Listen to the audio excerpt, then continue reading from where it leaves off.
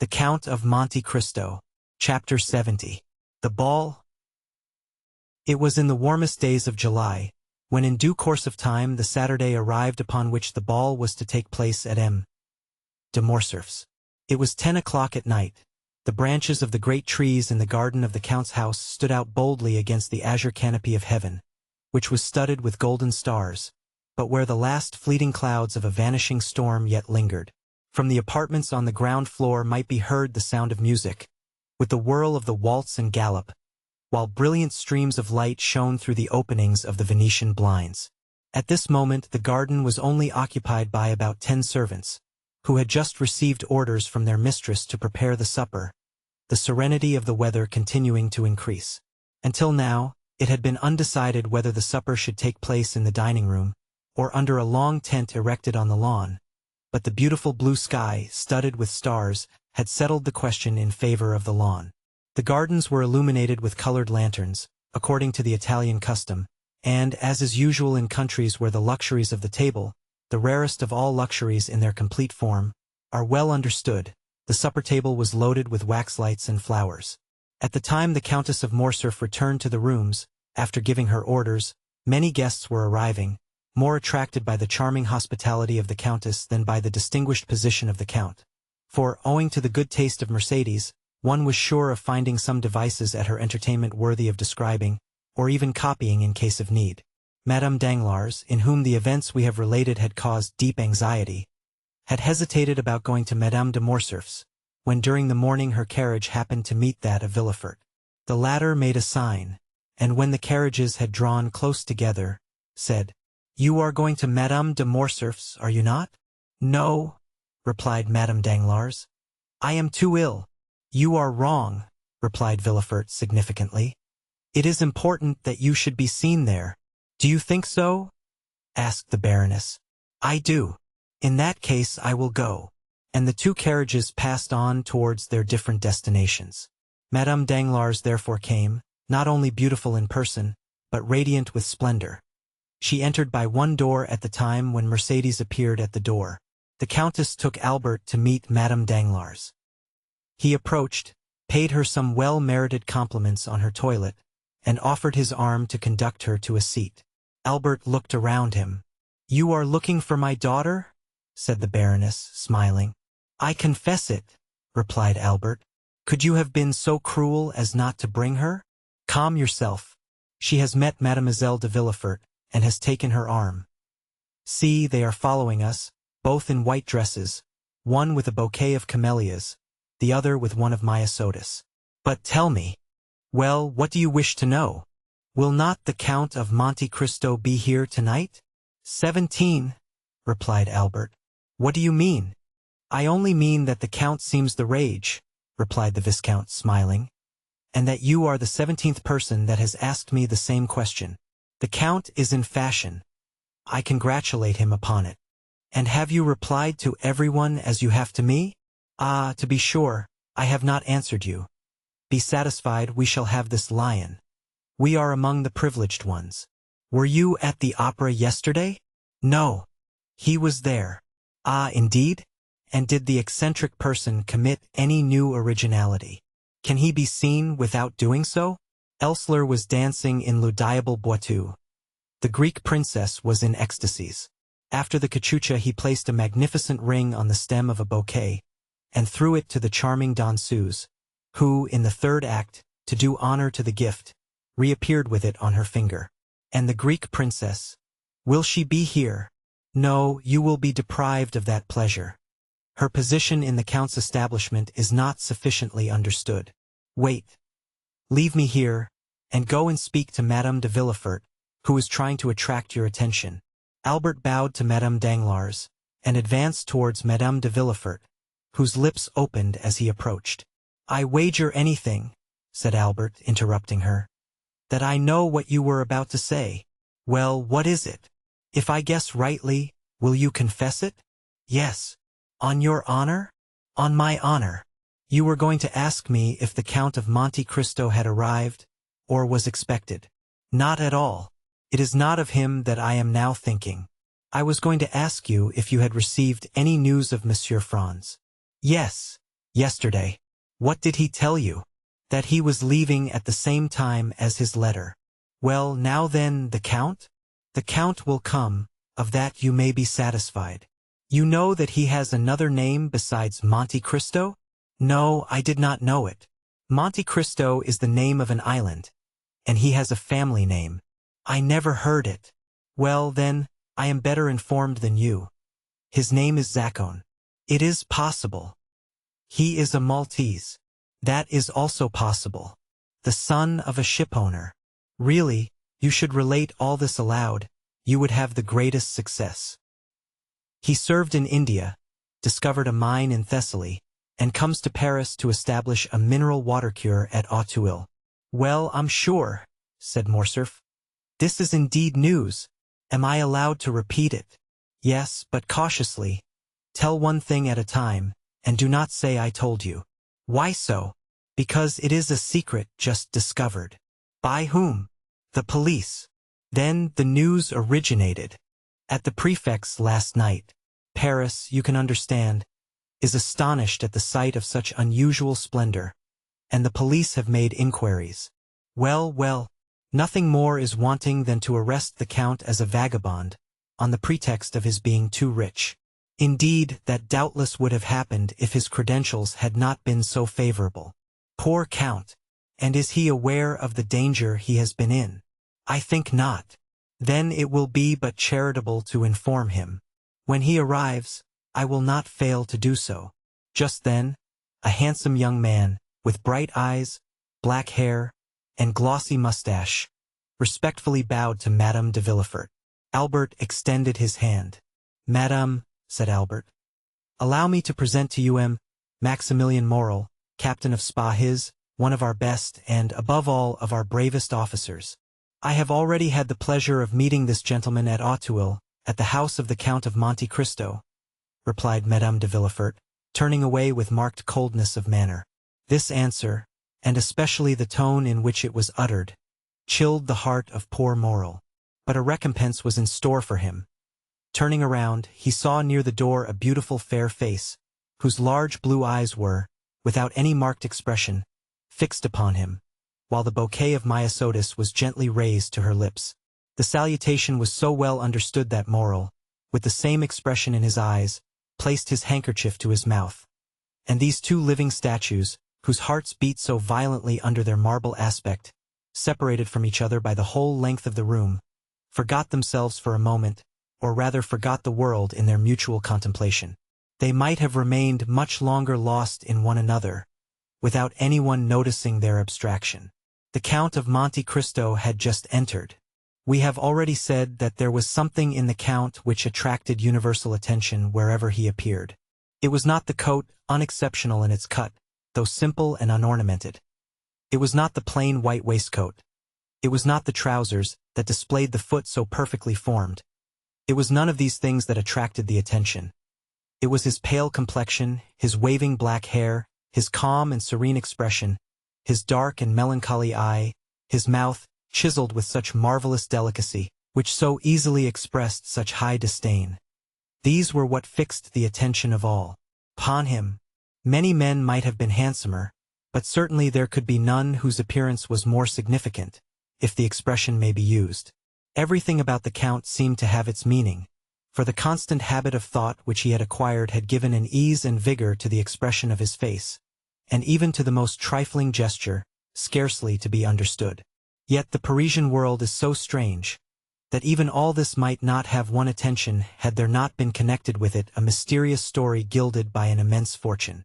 Meanwhile he advanced through the assemblage of guests under a battery of curious glances towards Madame de Morcerf, who, standing before a mantelpiece ornamented with flowers, had seen his entrance in a looking-glass placed opposite the door, and was prepared to receive him. She turned towards him with a serene smile just at the moment he was bowing to her. No doubt she fancied the Count would speak to her, while on his side the Count thought she was about to address him. But both remained silent, and after a mere bow, Monte Cristo directed his steps to Albert, who received him cordially. "Have you seen my mother?" asked Albert. "I have just had the pleasure," replied the Count. "But I have not seen your father. See, he is down there." talking politics with that little group of great geniuses." "Indeed?" said Monte Cristo. "And so those gentlemen down there are men of great talent. I should not have guessed it. And for what kind of talent are they celebrated? You know there are different sorts. That tall, harsh-looking man is very learned. He discovered, in the neighborhood of Rome, a kind of lizard with a vertebra more than lizards usually have, and he immediately laid his discovery before the Institute. The thing was discussed for a long time but finally decided in his favor. I can assure you the vertebra made a great noise in the learned world, and the gentleman, who was only a knight of the Legion of Honor, was made an officer." "Come," said Monte Cristo. "This cross seems to me to be wisely awarded. I suppose, had he found another additional vertebra, they would have made him a commander." "Very likely," said Albert. "And who can that person be who has taken it into his head to wrap himself up in a blue coat embroidered with green? Oh, that coat is not his own idea. It is the Republic's, which deputed David XII to devise a uniform for the academicians." "Indeed?" said Monte Cristo. "So this gentleman is an academician? Within the last week, he has been made one of the learned assembly. And what is his especial talent?" "His talent? I believe he thrusts pins through the heads of rabbits. He makes fowls eat madder, and punches the spinal marrow out of dogs with whalebone." "And he is made a member of the Academy of Sciences for this?" "No, of the French Academy." "But what has the French Academy to do with all this?"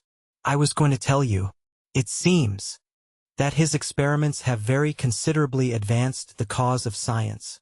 "Doubtless?" "No, that his style of writing is very good. This must be very flattering to the feelings of the rabbits into whose heads he has thrust pins, to the fowls whose bones he has dyed red, and to the dogs whose spinal marrow he has punched out." Albert laughed. "And the other one?" demanded the Count. "That one?" "Yes, the third." "The one in the dark blue coat?" "Yes." "He is a colleague of the Count, and one of the most active opponents to the idea of providing the Chamber of Peers with a uniform. He was very successful upon that question. He stood badly with the liberal papers, but his noble opposition to the wishes of the court is now getting him into favor with the journalists. They talk of making him an ambassador. And what are his claims to the peerage? He has composed 2 or 3 comic operas, written 4 or 5 articles in the Siècle, and voted 5 or 6 years on the ministerial side. "Bravo, Viscount," said Monte Cristo, smiling. "You are a delightful cicerone, and now you will do me a favor, will you not?" "What is it?" "Do not introduce me to any of these gentlemen, and should they wish it, you will warn me." Just then the Count felt his arm pressed. He turned round. It was Danglars. "Ah, is it you, Baron?" said he. "Why do you call me Baron?" said Danglars. "You know that I care nothing for my title. I am not like you, Viscount. You like your title, do you not?" "Certainly," replied Albert, "seeing that without my title I should be nothing, while you, sacrificing the Baron, would still remain the millionaire." "Which seems to me the finest title under the royalty of July," replied Danglars. "Unfortunately," said Monte Cristo, "one's title to a millionaire does not last for life, like that of Baron, Peer of France, or Academician. For example, the millionaires Frank and Pullman of Frankfurt, who have just become bankrupts." "Indeed?" said Danglars, becoming pale. "Yes. I received the news this evening by a courier. I had about 1 million in their hands, but, warned in time, I withdrew it a month ago." "Ah, mon Dieu!" exclaimed Danglars. "They have drawn on me for 200,000 francs. Well, you can throw out the draft. Their signature is worth 5%. "Yes, but it is too late," said Danglars. "I have honored their bills." "Then," said Monte Cristo, "here are 200,000 francs gone after." "Hush, do not mention these things," said Danglars. Then, approaching Monte Cristo, he added, "Especially before young M. Cavalcanti." After which he smiled and turned towards the young man in question. Albert had left the Count to speak to his mother, Danglars to converse with young Cavalcanti. Monte Cristo was for an instant alone. Meanwhile the heat became excessive. The footmen were hastening through the rooms with waiters loaded with ices. Monte Cristo wiped the perspiration from his forehead, but drew back when the waiter was presented to him. He took no refreshment. Madame de Morcerf did not lose sight of Monte Cristo. She saw that he took nothing, and even noticed his gesture of refusal. "Albert," she asked, "did you notice that?" "What, mother?" "That the Count has never been willing to partake of food under the roof of M. de Morcerf." "Yes. But then he breakfasted with me. Indeed, he made his first appearance in the world on that occasion." "But your house is not M. de Morcerf's," murmured Mercedes. "And since he has been here I have watched him." Well, he has taken nothing yet. The Count is very temperate." Mercedes smiled sadly. "Approach him," said she, "and when the next waiter passes, insist upon his taking something." "But why, mother?" "Just to please me, Albert," said Mercedes. Albert kissed his mother's hand, and drew near the Count. Another salver passed, loaded like the preceding ones. She saw Albert attempt to persuade the Count, but he obstinately refused. Albert rejoined his mother. She was very pale. "Well," said she, "you see he refuses?" "Yes. But why need this annoy you? You know, Albert, women are singular creatures. I should like to have seen the Count take something in my house, if only an ice. Perhaps he cannot reconcile himself to the French style of living, and might prefer something else." "Oh, no. I have seen him eat of everything in Italy. No doubt he does not feel inclined this evening." "And besides," said the Countess, "accustomed as he is to burning climates, possibly he does not feel the heat as we do." "I do not think that, for he has complained of feeling almost suffocated, and asked why the Venetian blinds were not opened as well as the windows." "In a word," said Mercedes, "it was a way of assuring me that his abstinence was intended," and she left the room. A minute afterwards the blinds were thrown open, and through the jessamine and clematis that overhung the window one could see the garden ornamented with lanterns, and the supper laid under the tent. Dancers, players, talkers, all uttered an exclamation of joy. Everyone inhaled with delight the breeze that floated in. At the same time Mercedes reappeared, paler than before, but with that imperturbable expression of countenance which she sometimes wore. She went straight to the group of which her husband formed the center. "Do not detain those gentlemen here, Count," she said. "They would prefer, I should think, to breathe in the garden rather than suffocate here, since they are not playing." "Ah," said a gallant old general, who, in 1809, had sung part and pour la Syrie, "we will not go alone to the garden." "Then," said Mercedes, "I will lead the way." Turning towards Monte Cristo, she added, "Count, will you oblige me with your arm?" The Count almost staggered at these simple words. Then he fixed his eyes on Mercedes. It was only a momentary glance, but it seemed to the Countess to have lasted for a century. So much was expressed in that one look. He offered his arm to the Countess. She took it, or rather just touched it with her little hand, and they together descended the steps, lined with rhododendrons and camellias. Behind them, by another outlet, a group of about 20 persons rushed into the garden with loud exclamations of delight.